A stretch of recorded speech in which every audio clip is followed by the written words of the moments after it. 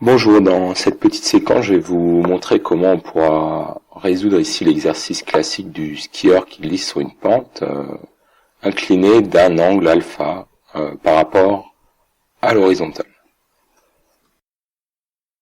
On va tout d'abord représenter sur notre schéma les différentes forces qui interviennent sur le skieur. Alors je vais tout d'abord avoir le poids qui a donc une direction verticale, un sens vers le bas.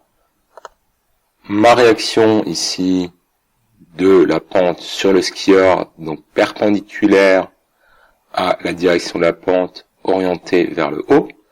Et ici, ma force de frottement qui est opposée au mouvement.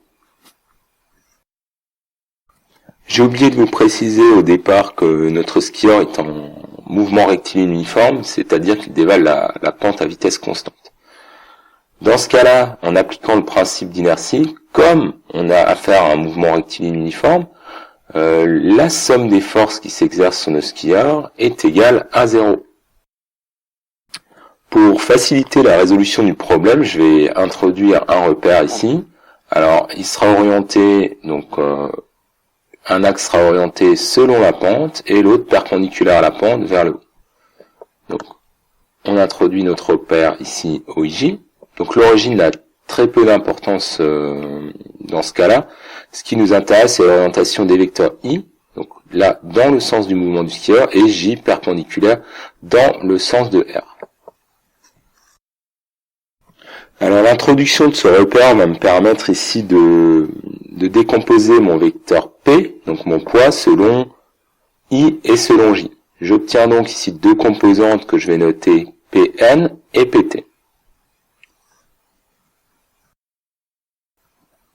Voilà, j'ai mes deux composantes ici. Donc on va réécrire ici donc notre somme des forces qui est égale à un vecteur nul, c'est-à-dire P plus R plus F qui est égal au vecteur nul.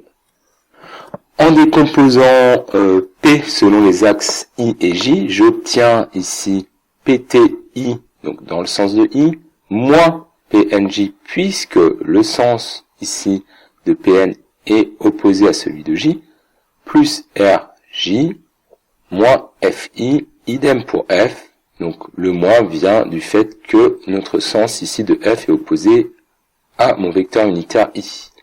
Donc la somme ici vectorielle de mes composantes est égale ici au vecteur nul. Je vais ici regrouper tous les termes ici qui sont orientés selon le vecteur I, c'est-à-dire PT et F ensemble, et PN et R ensemble selon le vecteur J. J'obtiens donc ici PT moins F I plus R moins PN J est égal à 0. Ceci implique directement, on voit que on a besoin d'avoir PT moins PF qui est égal à 0 et R moins PN qui est égal à 0, c'est-à-dire PT égale F et PN égale R. Alors, on a résolu ici les trois quarts du problème. Il nous faut juste maintenant exprimer PT et PN en fonction des données du problème. Alors à ce niveau-là, les trois quarts du problème sont résolus. Il ne nous reste plus qu'à essayer d'exprimer PT et PN en fonction des données du problème. Les données du problème sont souvent l'angle alpha et puis la masse du skieur qui permet de facilement calculer le poids du skieur par P égale M fois G. Pour exploiter ici les données, il faut remarquer qu'on retrouve l'angle alpha ici. Mon angle alpha est défini ici par l'horizontale et la pente. Je remarque ici que mon poids est perpendiculaire à cette horizontale et ma composante Pn est perpendiculaire à cette pente. Donc je retrouve naturellement l'angle alpha à ce niveau-là. En se rappelant de mes relations de base de trigonométrie, ici, je sais que cosinus alpha est égal à Pn sur P et sinus alpha est égal à Pt sur P. Je peux donc écrire que Pn est égal à P cosinus alpha et Pt égale P sinus alpha. Il ne me reste plus qu'à reporter ici les valeurs de Pt et Pn dans la relation que j'ai trouvée précédemment. Donc Pt égale F, Pn égale R.